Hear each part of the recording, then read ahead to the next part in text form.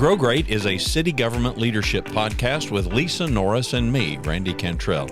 Each week we share insights, experiences, and wisdom to help you and your leadership grow great. Our website is growgreat.com.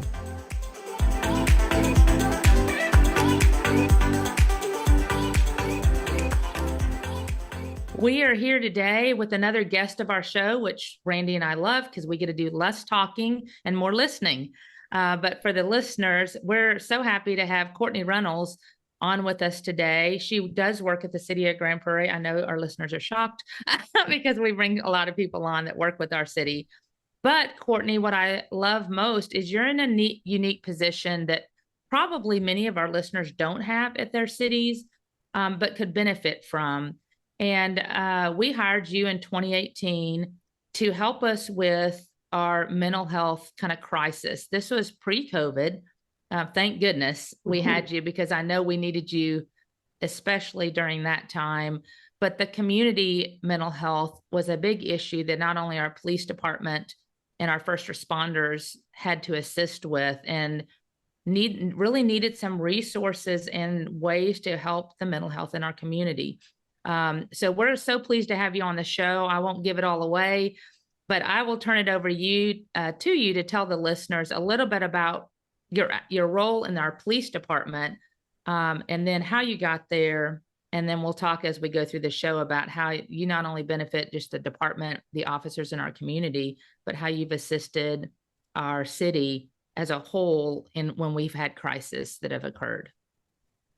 It's all yours. All right. Well, good morning. Thank you.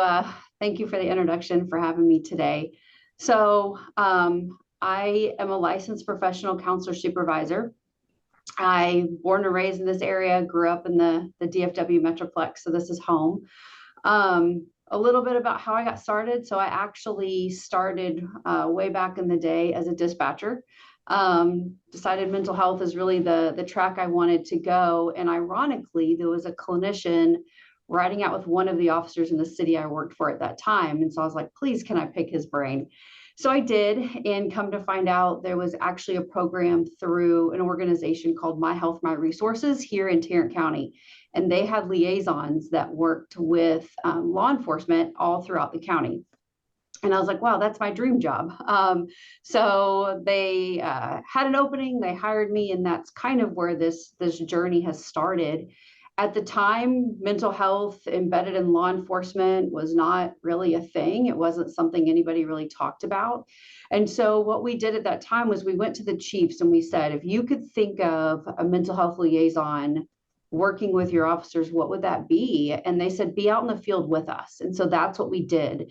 We started finding officers in these different agencies that were interested. We would go follow up with them. We would help them learn about mental health. We did a lot of trainings, and it's kind of really taken off. There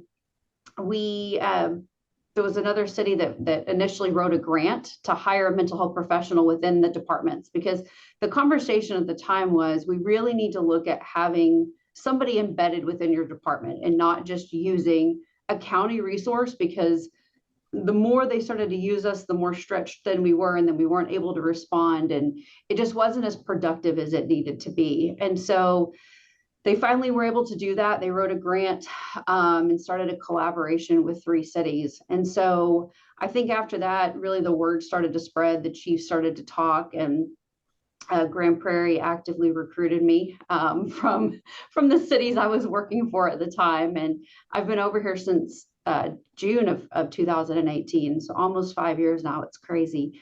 But I was initially hired to start our community program. So we really looked at, mental health calls are one of the most dangerous calls that officers respond to. And so, how can we work to understand kind of mental illness and what that looks like? And officers have become our de facto social workers. We've deinstitutionalized. Law enforcement's now thrown into this role of make a split decision, understand what's going on, read the situation, and respond to it effectively 100% of the time. And so, de-escalation has become something that we hear a lot about, and mental health is something we hear a lot about. And so that's really what I was hired to do, is let's train our officers, Let's be out in the field with our officers. Let's put social workers and counselors and mental health clinicians out in the field to help respond to these situations, and not only respond to the situations, but then also help to coordinate resources on the back end, because the mental health system can be really difficult to navigate. And to take somebody in the throes of crisis and expect them to then navigate a system that's historically difficult, it's really a lose-lose situation. And so we try to be very proactive and get to somebody pre-crisis, but should we get to them post-crisis, we also try to lead to that resource in hopes that they'll have maybe a better outcome on the back end, and not have another interaction with law enforcement. And that, I appreciate that so much. So we weren't the first city to do this, but we are one of the first cities to actually have that housed in our department, not just sending them out to resources in our community, but to have a program internally serving the police department and the community that those officers respond and try to serve themselves.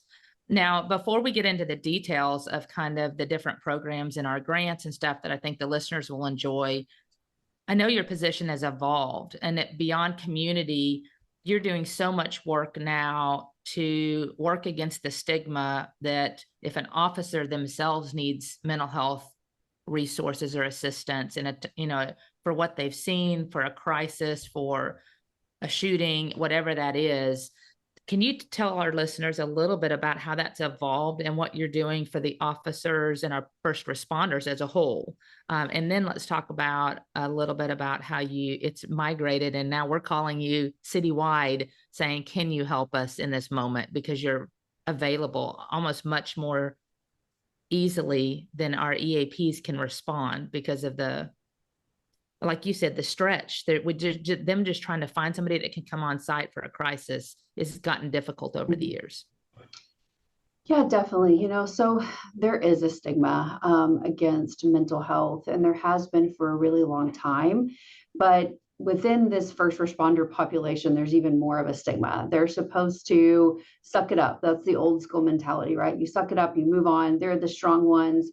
And I don't think a lot of times people understand the sheer magnitude of events that they respond to. And so we've done a lot of training and informational sessions on understanding that secondary or vicarious trauma, experiencing trauma through the eyes and the ears of the people that we serve, is just as real and is just as impactful as you being the primary victim of trauma. So you actually experiencing the trauma yourself. And so I think just really working to have those conversations. Ironically, what I found is officers would come and talk to me about somebody in the community because they were feeling me out, right? Who is this counselor? Who is this foreigner, right, in our world? And so as they started talking to me about what's going on in the community, I think we were able to build that trust and gain that rapport.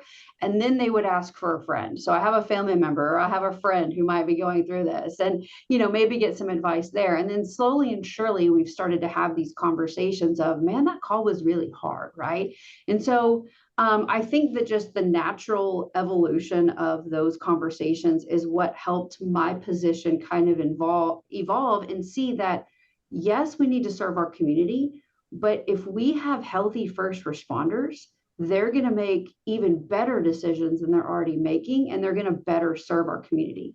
So let's look at taking care of our own so that we then can take care of everybody else. And so when I first started, I got thrown into a conversation about a grant that was available. And they said, is this something we would be interested in? And where I come from, I'm not used to being able to just make all these decisions. And so I was like, sure, that sounds great. And I'm reaching out and I'm asking all these people that are higher up than me. And they're like, look, you're the expert. You just make it happen. And I'm like, okay, this is a whole new world for me, right? So we did. Go forth and do. Absolutely. I mean, I will. That's our mentality. Go forth and do. Figure it out. You can do it. Trust you. I'm like, oh goodness, where's my counselor, right? So I think that we entered into, at that point, a grant with 9 different cities, and it was police, fire, EMS, dispatch. And we partnered with an organization that was outside. And really what that grant allowed us to do was to bring in somebody that wasn't me, that wasn't somebody they saw every day. And we started to do a lot of trainings. We started to help our first responders understand the brain and understand how the brain processes trauma.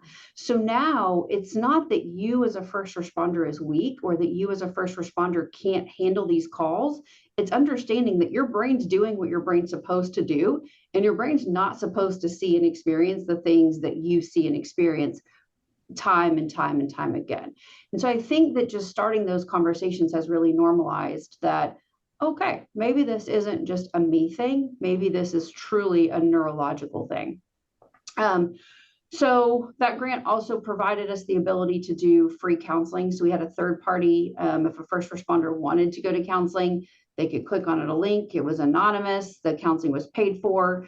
Historically, we don't like to use our insurance. We think that Big Brother's watching us and people are going to know. So we really tried to take all of those barriers away from our team.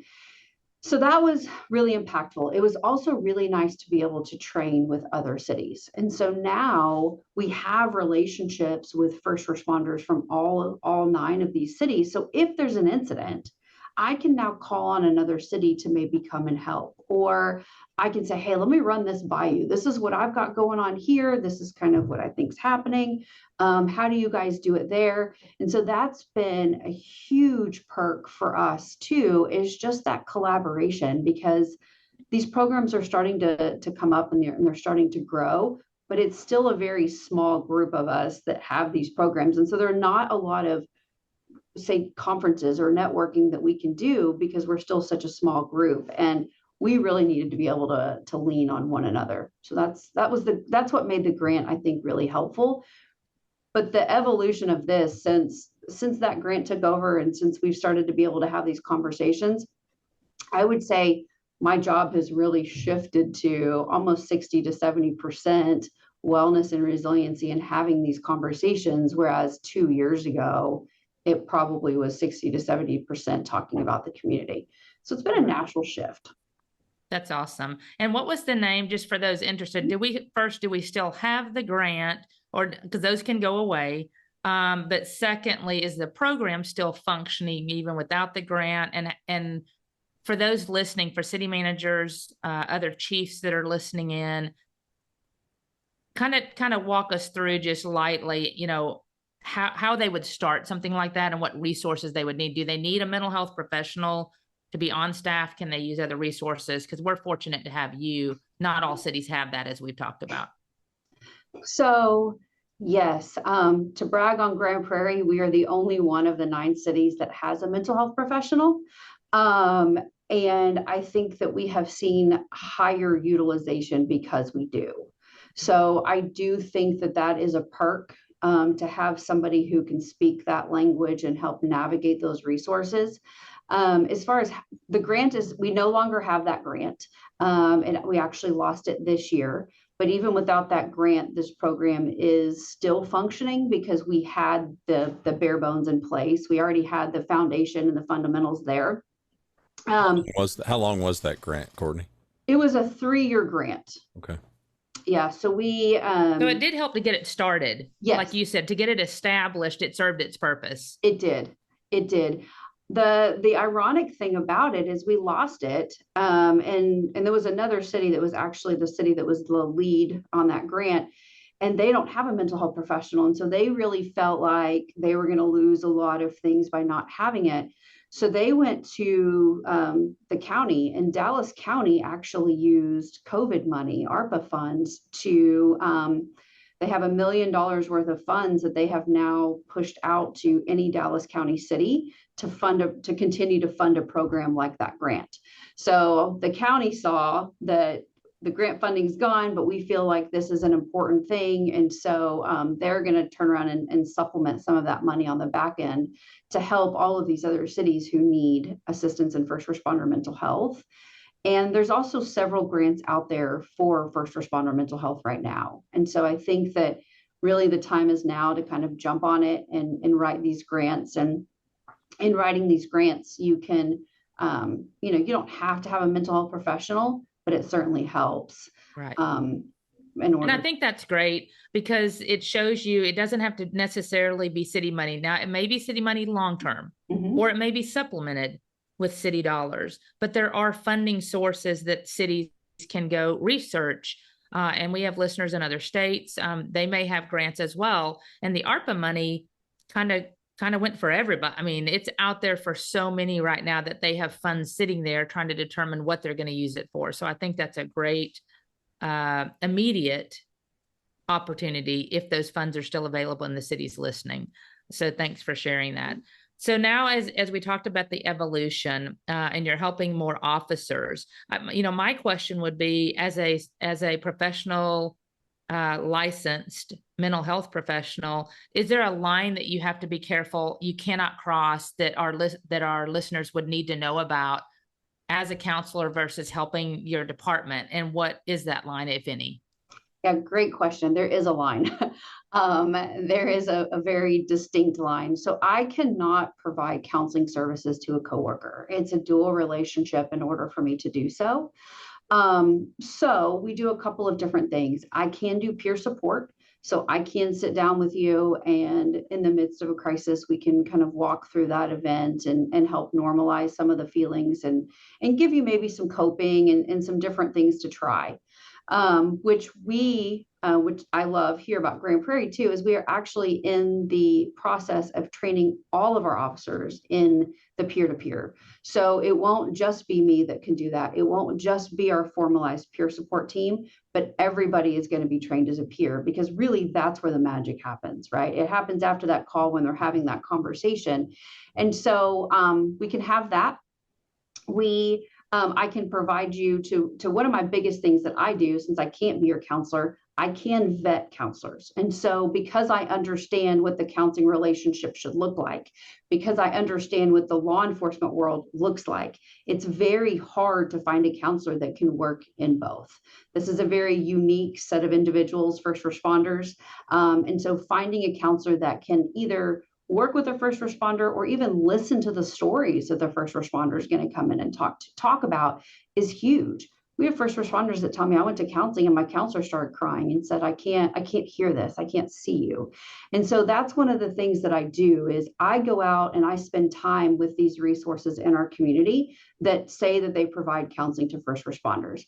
I utilize almost every single one of the programs before I recommend it to our team. So I've gone to a lot of counseling sessions to see how these counselors work.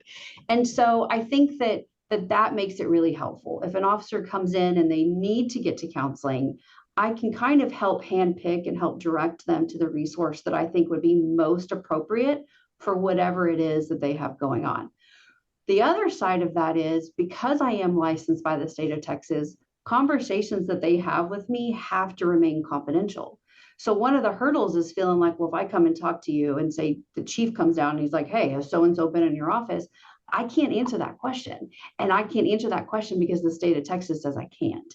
And so that, I think, helps kind of normalize some of that, but also minimizes the stress that the officers experience about, oh, well, if I do go talk to Courtney and I see chief down there, they all know that I can't say anything. And quite honestly, all the chiefs do too. We have a fantastic administration here that if I come to them and I say, hey, somebody's going to be out on mental health leave, they don't ask me any questions, because they know that I've got it, that I'm taking care of them, that I'm either working with them or I'm partnering with their counselor. And so I think just the fact that I speak the same language is helpful enough that they don't need to come to me for counseling, nor do they want to, because they don't want to walk down the hall and see their counselor every single day who knows all the intimate details about their life. They need to be able to come in here and have somebody kind of guide them to where they need to go. And the hope is that all the programs that we have in place, we can prevent them from having to go to counseling in the future. That's really what we're looking at. But if they need to, it's still normalized and they're willing to do it. Yeah. And beyond, well, first, I think that the program and that line you cannot cross, we had Daniel on the show actually recently, Daniel Cesney, our police chief, but he's an amazing guy. And I know, he kind of shared his story and how his life got him to policing and the challenges he had. And I know that he values the mental health and providing that to his officers, because it's not just the crisis they see. I mean, we know that officers around the U.S. have a much higher divorce rate than normal. They have more issues of trying to communicate because of crisis and because of their jobs. It's hard to go home and tell your spouse or significant other everything that happened in your day. With my son being an officer for 5 years, I had no idea till after he left the force of what he saw in a day, and had told my husband. And my husband's like, do not share that with your mother, because she would worry so much. And this is in what I thought was a quiet community where we lived, right? But I did not realize every day what he saw. Yeah. And the amount of fights takedowns he'd been in, and meth and guns. And it's just amazing what they see. And this is as a young kid. He can't undo that, right? The things that he saw. So I think your role is absolutely critical in creating these programs, not only for your department, but in the community, and creating a psychologically safe place. Randy and I have talked a lot about that on various shows where it's integrated, because psychological safety and having someone you can talk to in a safe place without knowing it's going to get out is so critical, just generally. But I know also, so we talked kind of about community, and we'll dive into these much deeper here in a minute. You've talked a little bit about this line you can't cross as a professional counselor, but you've also helped us, and for our listeners, the value of having this mental health resource. And we have the chaplains in the police department that have been helpful. We had some deaths that occurred in our city family, just in other departments, and departments were in crisis. And I know, Courtney, we called you and your team came over just to talk for those that needed it, just to, like, I guess you could kind of like your peer-to-peer, just to listen, and be available to them to work through some feelings and things like that. How often does that kind of call get to your group from a citywide? Because I know we've used you several times in the last few years, but I'm curious of what that looks like on your side and how that benefits you and your team to get out to other departments. Yeah, so not only does our own city use our team, but we get called by other cities around the Metroplex quite often. I think I was looking at the numbers the other day, and I think in the past 4 years, I think we've been called to 18 different city governments in some capacity, be it a police department, fire department, or the city. And I think that goes to show that having a mental health professional on staff is needed. So, we do go over there. We help kind of just normalize feelings. I think that's what people are really wanting, right? A lot of times we don't know what to do when we're in that state of mind. And as human beings, we always want the right thing to say. We always want to take that pain away or have the right words that somehow make everything instantly better. And so we struggle when there is a crisis or there is a death or there is an event of what do I say and what do I do? And so that's really what our team is kind of here to do, is sometimes we just got to hold that space for them. We don't have the magic words, but we can tell you these are the things to look for. We can tell you this is what the stages of grief are and what to look for in yourself. But then we can also kind of help to see, okay, what are some things that I can do tonight to kind of help me? Because we all have a resiliency strategy as human beings. We may not know what that strategy is because we've never thought about it. But if we sit back and we think about it, we all have things that work for us. And so sometimes we just need to be reminded to tap back into that own resource that we already have. What works for you when you have a bad day? Let's use that same resiliency strategy and let's apply it to this situation, because it's no different. It just hurts different, or it hurts more than it did yesterday. And so it's really important for us to get out and meet with these different departments and meet with these other city departments, because we don't want them to just know us when there's a crisis. It's hard to gain rapport with somebody if the only time you see them is when you're hurting. But if we already have that relationship and then we get brought in, it's like, oh, there's a familiar face, right? Okay, I've seen them before, or they work for the city, or they work for a police department. And so you kind of instantly have a little bit of rapport just by that alone. But that's why our team too tries to work really hard in working with these other cities so that if we do get called or if there is an incident, we're walking into a situation where maybe they've seen us before and it hasn't always been in a tragedy. Yeah, I just so much appreciate it.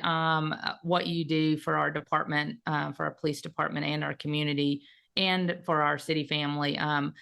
Another added benefit, and I share this personally, I know our family had a family member in crisis in the last couple of years. I remember I didn't have your phone number, and I had emailed on us. I think it was late on a Sunday night, and I was like, "Hey, I don't even know if you can help, but I've got a family member in crisis, and I don't know what to do."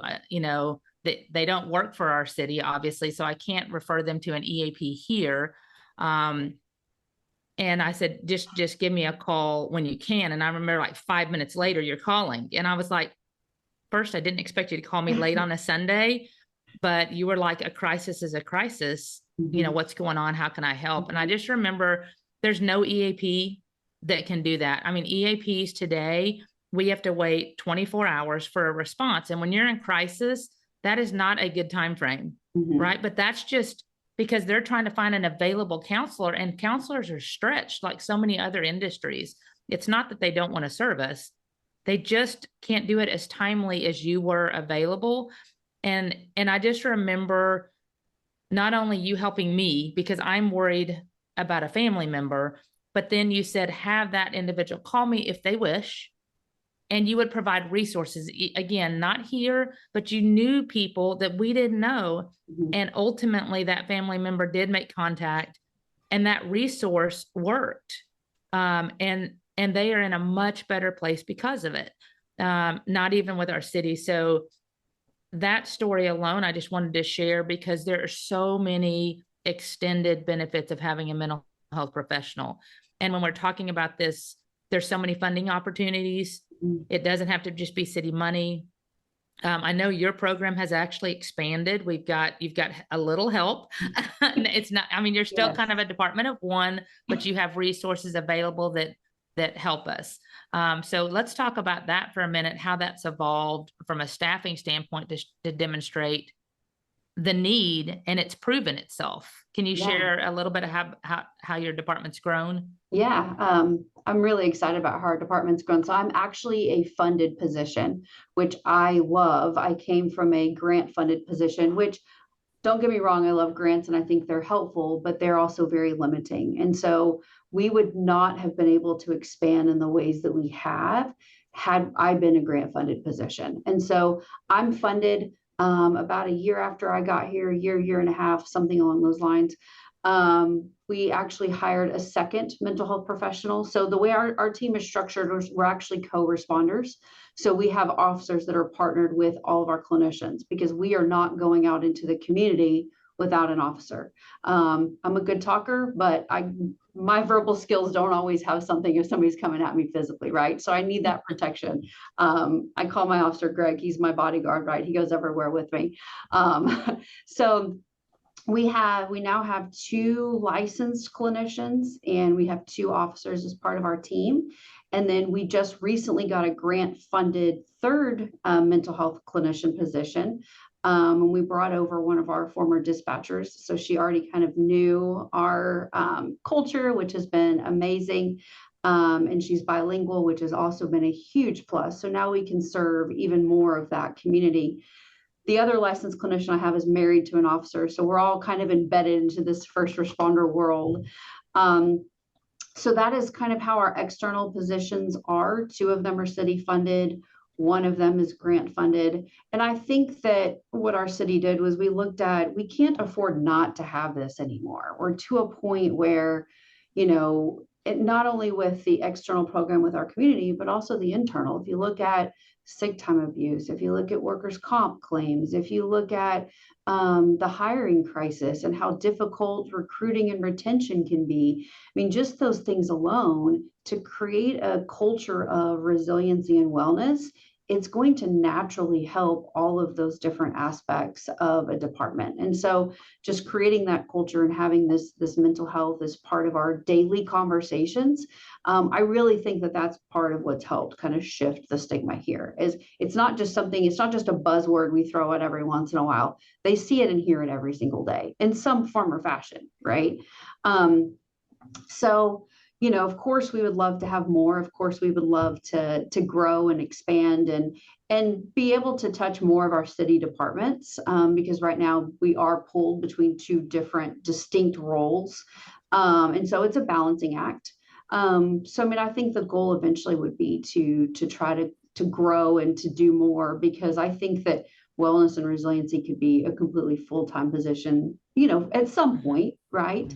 But also we can't neglect the community and what we need to do there. And so we try to be healthy. We also serve our homeless population, too, our team does. And so we're working to coordinate resources for that population, and trying to help them overcome the barriers of homelessness. So to say that we stay busy is an understatement. I don't sleep either, Randy. It's okay. Well, talk about those capacity issues. Yeah. I mean, how can you quantify capacity? So that great question. It's hard, because I can't put a number on what I head off, right? So I can't say in the community, we've headed off 50 suicides this month. And I can't say that I had 5 officers today that wanted to commit suicide, but through our conversations, they didn't. And so what we look to do is with our community program, we look to decrease the calls for service that patrol responds to. So if we have somebody that we have repeat calls for service to, but our team is able to intervene, and they're either calling our team or they're getting connected to resources, and patrol no longer gets called out to that location, to us, that's a win. But we may see an increase in number of people that are going to the hospital on that mental health hold, because they're more aware, because our officers are more aware of mental health now, because they're better able to articulate that mental health crisis, and we're better able to get somebody to that treatment. So we'll see an increase, but to me, that's still a win because we're getting more people where they need to be versus not. So to be able to quantify that, that's really what the statistics show. I also like to see an increase in number of follow-ups completed by our team. So right now, our small little team, we do approximately 250 follow-ups a month, which is huge. We get approximately 100 new referrals to our team a month as well. So we stay really, really busy. The internal program, so I'm looking for an increase in utilization, which is another hard thing, right? Because of confidentiality, they can go use any counselor they want to. So I may not know if they're going to counseling at all. We do have some funding where we can pay for counseling should they need it. And when that happens, we get an anonymous spreadsheet that's sent to us that says, this is how much you owe me this month. And the counselors we use know how to vet that they work for the city. So I don't ever have to know, right? So I'm able to track a little bit of utilization that way. And then we have just recently started to try to track how many people at least come and talk to us, just so that we know. But in full transparency, sometimes I have an office full of people a day and I forget to just make a tick mark on a spreadsheet and say I talked to 10 people today. So we're working out the kinks of that, as far as, because fortunately and unfortunately, city government tends to be very statistics driven. And so for me to just say I'm busy isn't always enough. So I'm trying to find ways to track that, but also it not being a way that people feel like, oh, well, now Courtney's keeping track of how many times she talked to me. And so, because that's not the case. I don't want names. I don't want any of that anywhere, ever. And anybody that's talked to me knows I'm really big on confidentiality and all of that, especially with this new mental health leave policy that's coming. I was just going to mention that because I think that would be helpful for the cities. I have one question before we dive into that policy and how we collaborated between you, HR, and payroll to keep that highly confidential for our officers. But when you have officers come in and it needs to stay confidential, how do you deal with that is my first question. And as part of that, I want you to talk a little bit, because many listeners may not know about the suicide rates. I mean, that's very high in police, I think, as an industry, as a profession. So can you kind of talk about both of those and what you do in that area to try to help our officers, and how other cities can think about that so that they know those statistics are not good? Yeah, so the suicide rates have outnumbered the number of line of duty deaths for quite some time now. And so, the state of Texas came out and said that we need to give mental health leave to first responders post-crisis. And another great thing I love about this city is we have defined crisis kind of in a broad way, because while a crisis can be defined as a line of duty death or an officer involved shooting or a child death or something that we all would see as clearly that would be a traumatic event, sometimes they may go to what's considered a routine call if there is one, but that may be the call that just sends them over the edge, right? And so I think that they've given me the autonomy to say, you know what, that may not be your typical traumatic call that we would see, but that call was traumatic to them because trauma is so individualized. And so with this new mental health leave policy, it's saying that after a traumatic event, we can give officers or first responders time off to take care of themselves.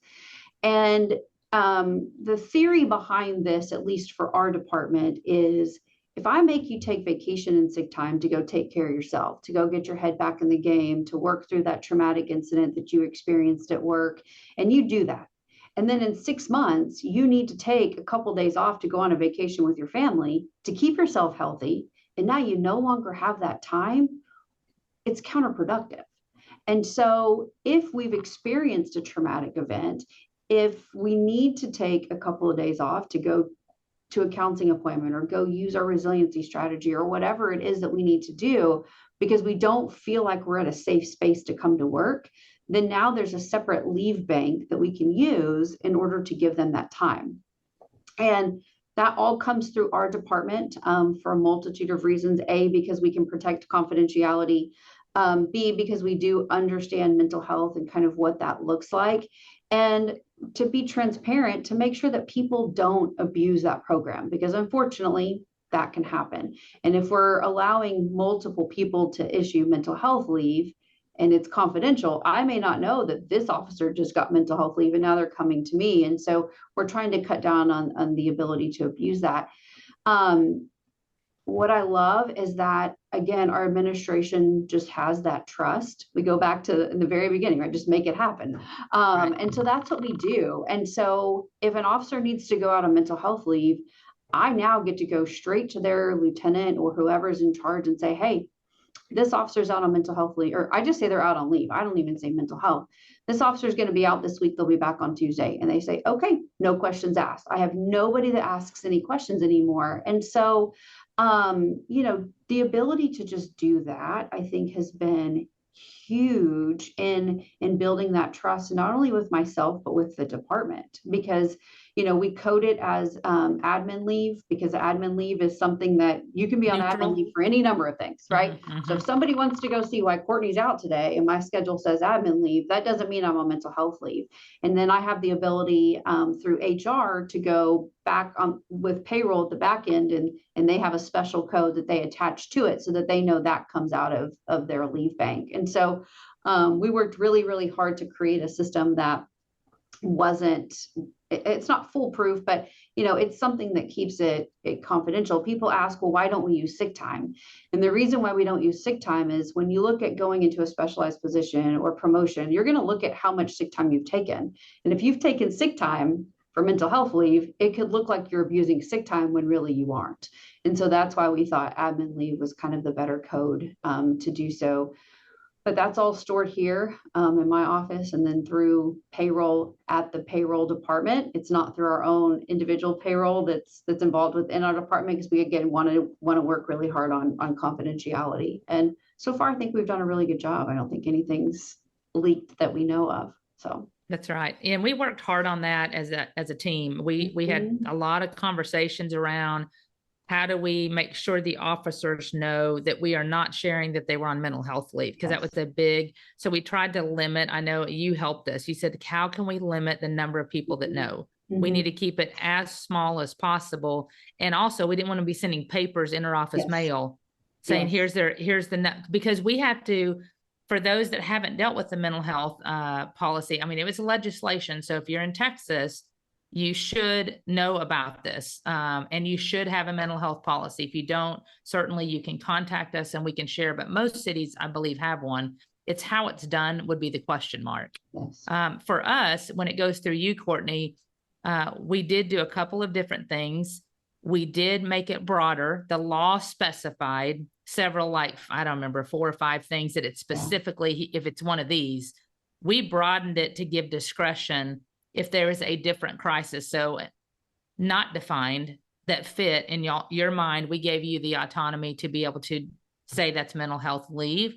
And then you determine the number of days, hours, all of that. So payroll knows how to properly code it. And we kind of reconcile, I think, either in the payroll at the end of the month, we didn't want to make it burdensome for you running to payroll every day going, here's 2 more people, but you reconcile with them. So HR doesn't, anyway, I told them we don't need to know, because I initially wanted it in the file because it's leave.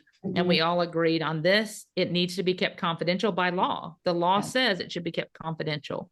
So those are things to consider if you're looking at your mental health policy, for our chiefs and our HR individuals listening in, and the city managers too, knowing there is a very, very specific line of confidentiality that must be followed.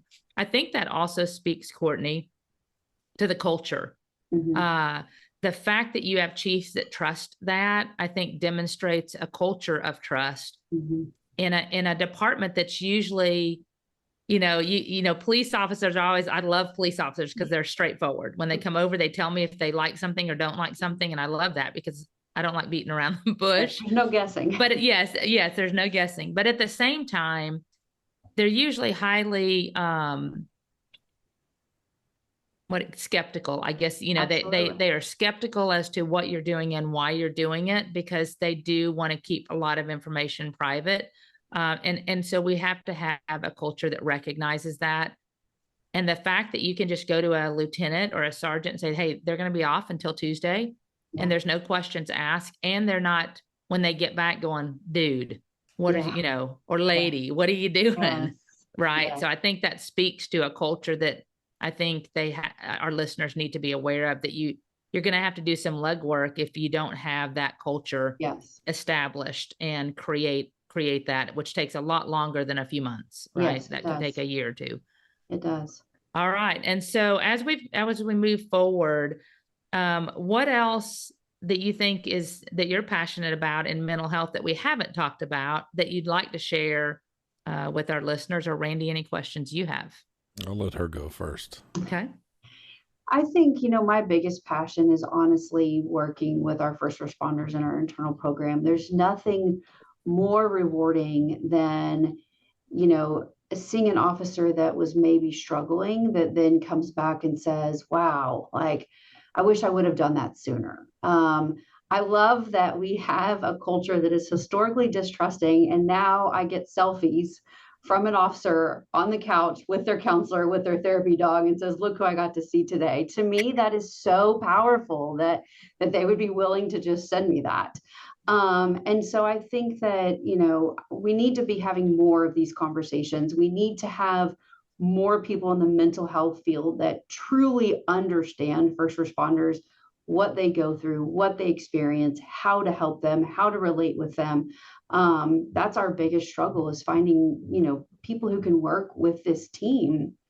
And so, and also providing that training, I think, is something that is so important. And we normalize that it's okay to be okay, but it's also okay to not be okay. And I think those are conversations that are hard to have.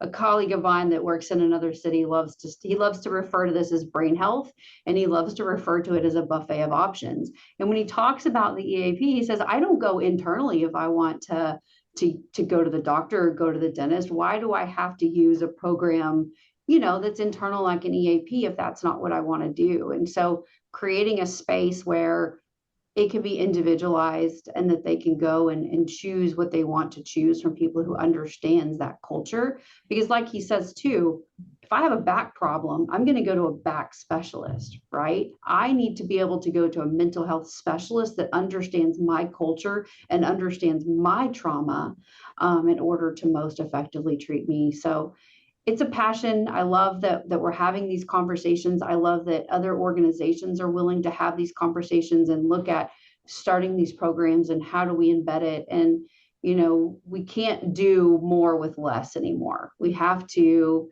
match staffing wise with where we're at and what we need in order to have effective programs. So describe your go-to inner circle outside of Grand Prairie.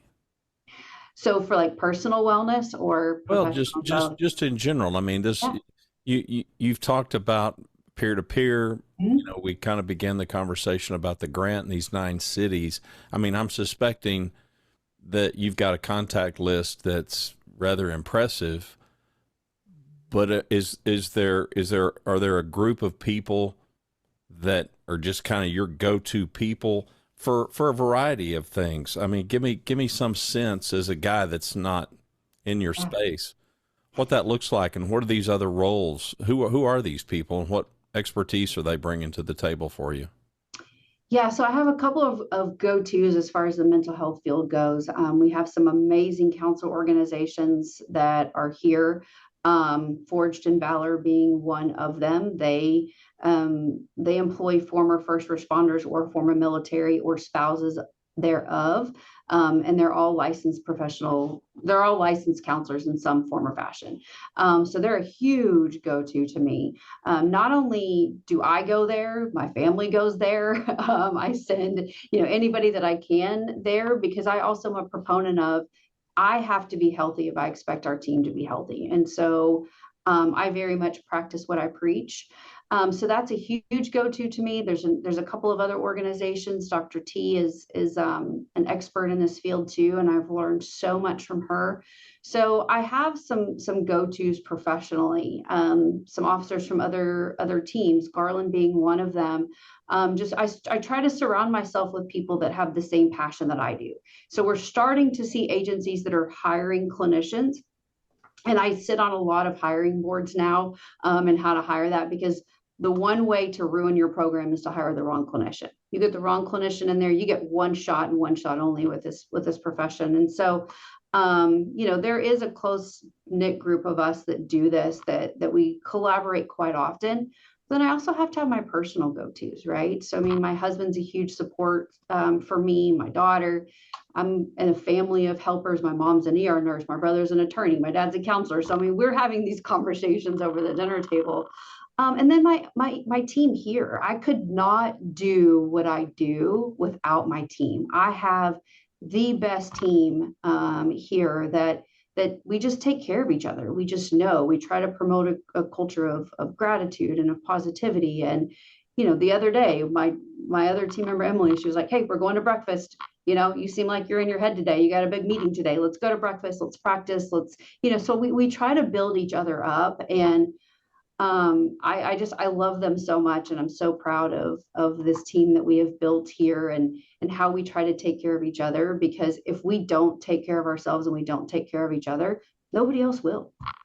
You mentioned the peer-to-peer training. Tell us more about that. And I mean, I can assume what prompted it, but tell us what prompted it, and what does that look like?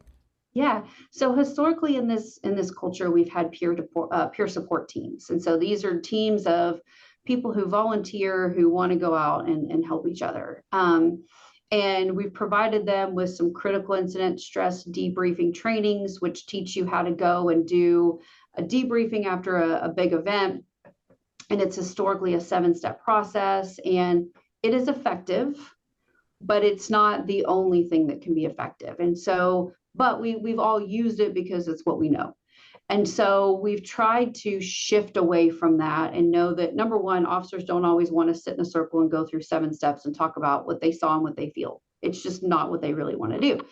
And so we also know that having these conversations with one another as a peer-to-peer level is what's most effective. And so it's a 4-hour training that we provide. And what we do is we're teaching you what we call the science of trauma. We're teaching you that trauma stores through your 5 senses. We're teaching you how to have conversations with one another rather than just walk up to each other and say, hey, you doing okay? Hey, how are you? Because the answer is always going to be, yes, I'm okay. Or it's always going to be, I'm doing fine, right? And in reality, sometimes they are, but usually they're not. And so how can we start to have a conversation with one another and be like, hey, man, that call was really hard. What did you see out there? Right? And just starting it that way and getting them, and what did you hear? What did you see? Getting them to walk through those 5 senses about that call starts the healing process immediately. And so teaching them just how to have that conversation with one another, or how to just hold that space. If an officer seems to, let's say that their productivity has decreased, and instead of just being like, hey, you're being lazy right now, being like, hey, man, I noticed that you're not doing as many traffic stops. Man, what's going on, right? How are things at home?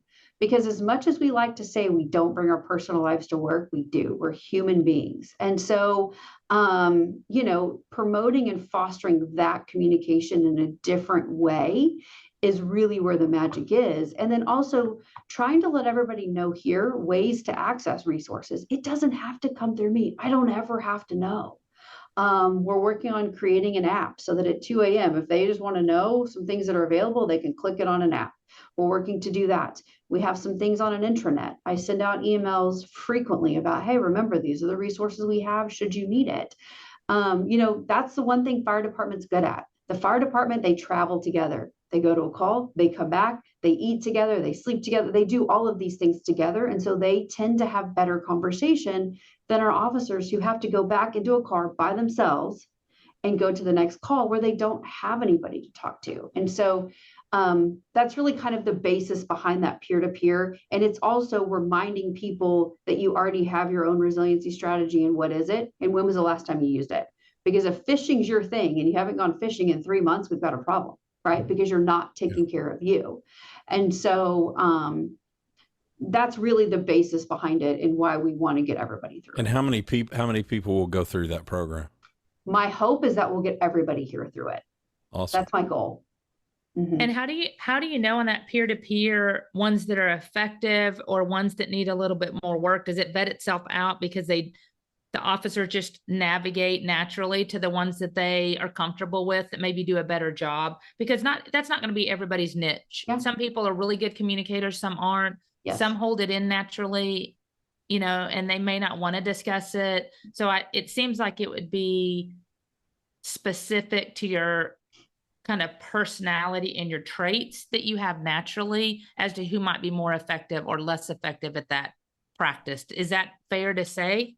Yes. So we all have our person. We all have that one person that we like to go to. So the theory is if everybody's trained in these concepts and you happen to be somebody's person or your buddy's having a conversation with you, you guys already clearly get along because you're talking, right? Now you can help walk your buddy through it. If that doesn't work, then we have a formalized peer team that has extended training beyond just the 4-hour peer-to-peer process. And I'm really excited about that too, because we just expanded our peer team and it's all voluntary basis. And we have at least doubled the number of people that are interested in doing it in this last year than we've ever had before. So now we're trying to have somebody on each shift. So now I can go to that peer team member and say, hey, heard your shift had a tough call last week. Have you checked in on everybody? Right now I got eyes and ears on every shift. And then we can kind of take the temperature of what's going on there. So if your buddy doesn't want to have that conversation, then maybe somebody from the peer team is willing to have that conversation. Or one of those two people is willing to refer to us and say, hey, can you go check on that officer because they really seem to be struggling and I've tried to talk to them, but I'm not getting anywhere. Do you mind just checking in? And our team is really good about finding a way to just have a conversation that's not, hey, buddy over here is worried about you. What's going on? And so we try to do a lot of natural check-ins. But you know what? Who's referring to us the most is supervisors. Hey, can you check on my people? Hey, can you do this? And so they're starting to notice. They're starting to have the conversations. But we also have supervisors that are standing up in briefings or roll calls and saying, hey, that program they're talking about, I've used it and it worked for me. And you talk about a game changer when you have a supervisor that's willing to stand up in front of his whole shift and say, hey, I've done this.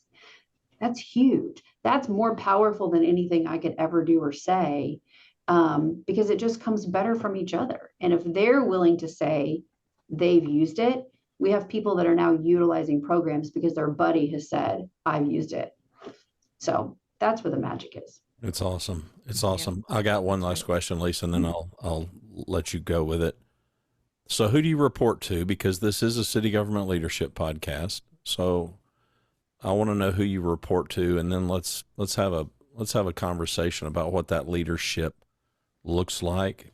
And I'm curious about even your leadership journey, because in spite of the fact that you certainly started out as pretty much a one-man band, and in some cases you kind of sort of still are, but we've heard about a lot of work and a lot of other people and a lot of collaboration and a lot of brand new initiatives that have not been done before. So in keeping with the theme of our show, I think we would be remiss to the audience to not have a conversation about it.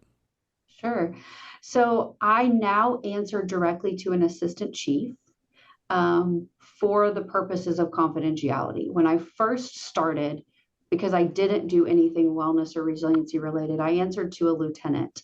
And then through the evolution of the programs, they have shifted the organization chart to having me answer to an assistant chief, which again, we're kind of a unique program because I cannot technically supervise sworn. We're a civil service agency.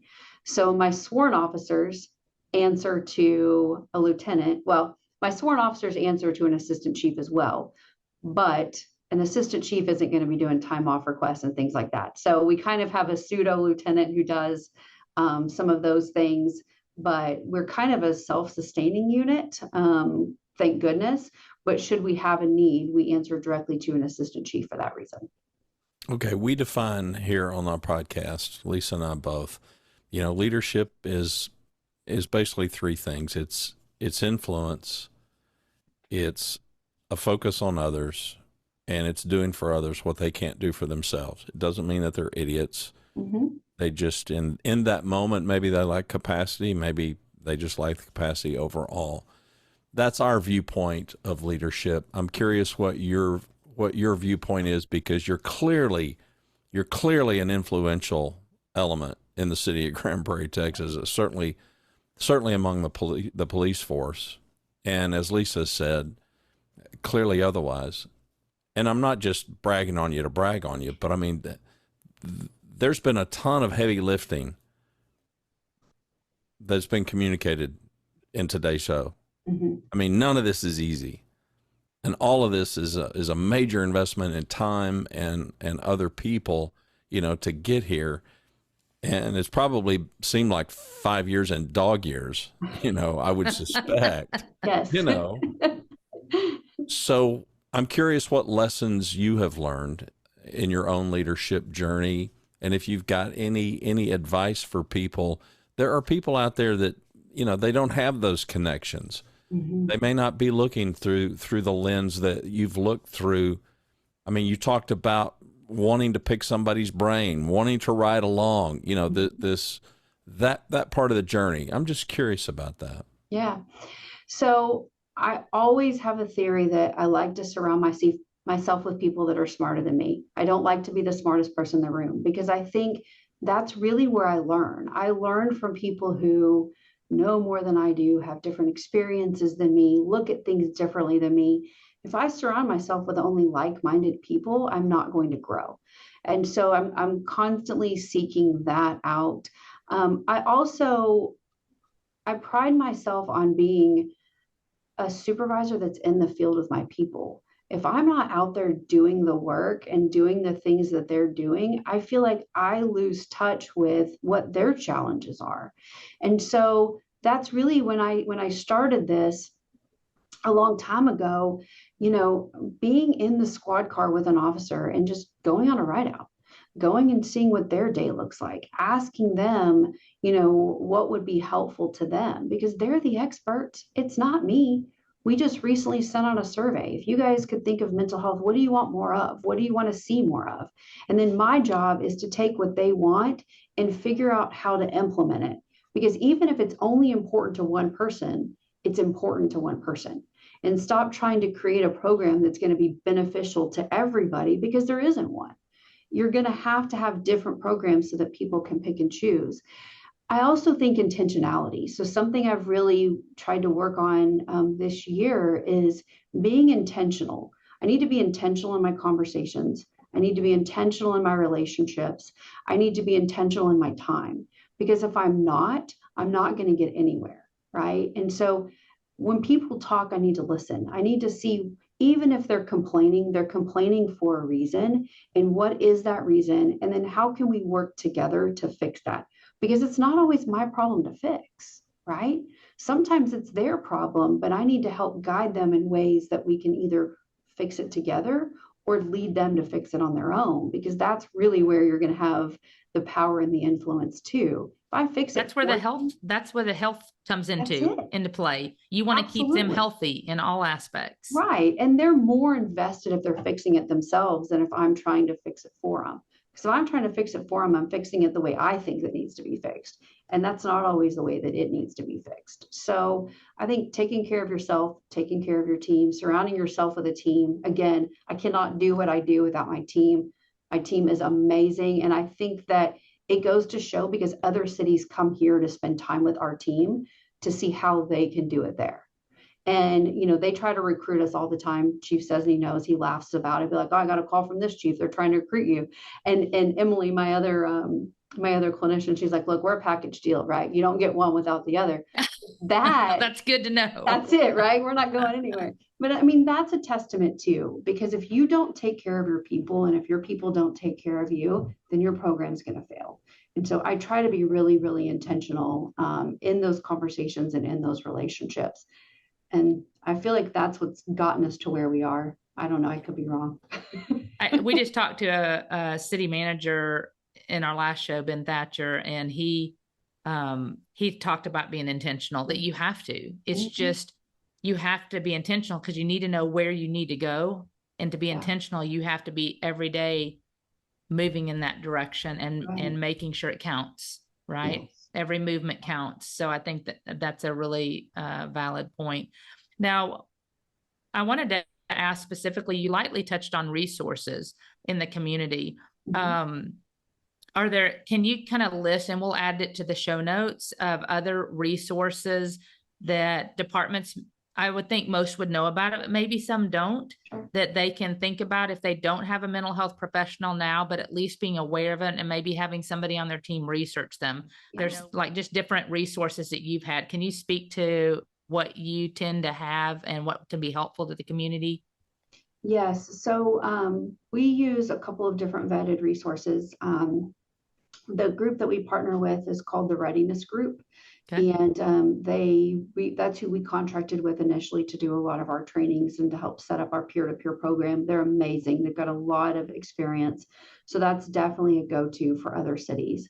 The counseling organizations that we use now, we currently use Forged in Valor.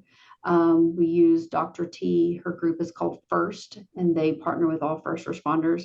They've got a very robust wellness team and wellness division.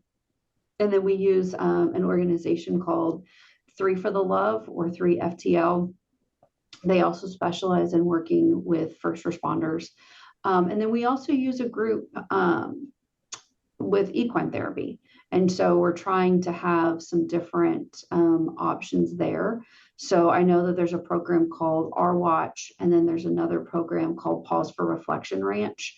They both do equine therapy. And then another resource for a city to look at is creating a spouses program. Because if you have healthy homes, right, you have healthier first responders. And so we're excited. We're kicking off a group called Behind the Badge. We're going to have a kickoff party in February and invite spouses and families and try to bring in speakers quarterly for them and do some different spouses retreats and things, because again, they're going to notice what's going on in their first responder before we will. And so letting them have access to the same resources that their first responder does is going to be essential. So I think those are probably the heaviest resources that we have right now. I'm sure I'm forgetting some, so if I am, I apologize, but those are the ones that come to mind off the top of my head. I love the fact that you're doing behind the badge. I wasn't even thinking of that aspect, but to reach the families of those officers seems that it would be critical, because I only experienced it very lightly from, again, Brandon being a young officer and having a young wife, brand new, at 20, I think at 21, he was an officer learning. And I remember his wife, because he works nights, of course, when you're young officers, you get assigned to the night shift, and always her being fearful and sometimes having to call us just emotionally distraught, and nothing had happened. She was just worried, pregnant, worried something is going to happen. A death happens in another agency that's on the TV. Yes. And I remember those emotions that I would not have ever thought about, that the families go through, just naturally worrying that could be me. So I think that it's really great that you guys are creating and developing a program for the family support. That's amazing. Yeah, Emily's really going to spearhead that because she's a spouse herself. And so I think she has that level of connection, not only working here, but being the wife of an officer at another agency. And so we're excited about it. We're really excited. Excellent. Well, for our listeners, we will get connections. Many of you may have a lot more questions than we've been able to answer today. But Courtney, thank you so much for coming on the show and sharing not only your journey, but the journey of mental health service to our officers and our employee family. I hope it's helped everybody that's listening in. I'm sure they're going to have more questions. This is going to develop more work for you from outside the organization. But thank you again for sharing your experiences and helping them get ideas around what they might be able to do in their communities and their departments. Anything else for the good of the group, Randy or Courtney? I'll let her have the last word. We're turning it over to you, Courtney. On the spot. Yeah, I don't think so. I just think, please reach out. Like, mental health is so incredibly important. And we do get a lot of agencies that reach out for our policies and how we do it. And so if you think about it or you want help, please, please, please, like, reach out to us or anybody, because I think that mental health is something that is so important. And I just want to see every department have some sort of program to take care of their first responders. That's right. Whether you have a person assigned to it or not, it sounds like there's a lot of different ways you can get and seek help for your officers and your employee family. Yes. Thanks again for coming on the show. We'll put links for how folks can bug you and pester you. Perfect. We'll add every phone number we have for you, Courtney. Yeah, absolutely. I've got 3. All right, guys. Thanks again, Courtney. I hope everyone's enjoyed the show.